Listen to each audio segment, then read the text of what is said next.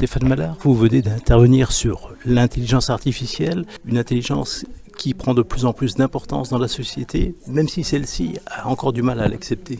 Ah oui, c'est vrai, mais c'est surtout qu'on s'en rend pas compte, mais on l'utilise tous les jours. Vous savez déjà, on l'utilisait par exemple à la poste pour lire les adresses qu'il y a sur les enveloppes, ou sur les chèques par exemple. Sauf qu'aujourd'hui, on a des capacités tellement puissantes qu'on commence à faire progressivement les fonctions cognitives qu'avant on faisait dans nos cerveaux, mais directement dans des machines.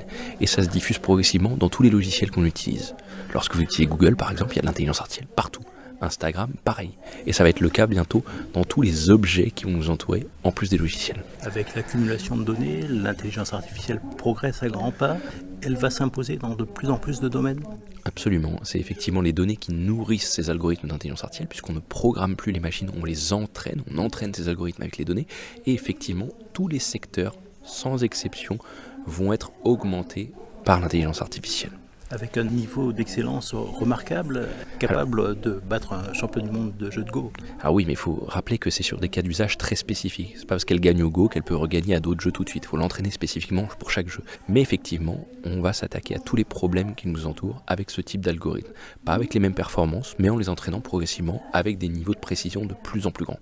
Alors, puisque nous sommes ici dans un forum de l'industrie, sur quelle tâche l'intelligence artificielle peut-elle s'appliquer le plus justement ? Alors dans l'industrie, moi j'imagine qu'on va avoir des capteurs déjà un petit peu partout dans l'industrie qui vont être équipés d'assistants intelligents, donc ces algorithmes qui vont ensuite capter les données pour interagir de manière intelligente avec les autres capteurs de l'industrie en question et qui vont pouvoir récolter des données, progressivement faire des tâches eux-mêmes, donner des indications sur la maintenance, sur le danger, de nouveaux usages business par exemple. On peut imaginer plein de solutions avec ces algorithmes.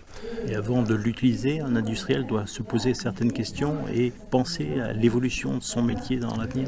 Oui, mais alors ça c'est fondamental dans toutes les entreprises, industrie ou pas, c'est où sera la valeur de votre activité demain ?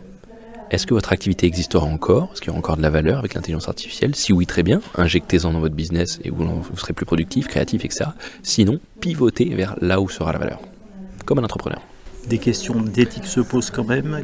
Sur quel domaine doit-on faire le plus attention ? Elles sont considérables, les questions d'éthique, parce que ces algorithmes sont biaisés déjà par le programmeur qui va créer ces algorithmes d'apprentissage, mais aussi par les données avec lesquelles on va les nourrir. C'est-à-dire que le comportement va refléter tous ces biais. Et donc il faut absolument les encadrer, savoir avec quelles données on les a nourris, si elles ne sont pas dangereuses, quel niveau d'autonomie on va leur donner, etc. C'est demain un problème, une question politique qui nous concerne tous. Absolument. En fait, c'est plus de la technologie, c'est tellement global et systémique comme sujet que ça devient une question politique et de souveraineté. Vous avez bien vu, Vladimir Poutine a dit « Celui qui maîtrisera l'intelligence artificielle sera le maître du monde ». Ça reflète bien ce qui se passe en ce moment sur ces sujets.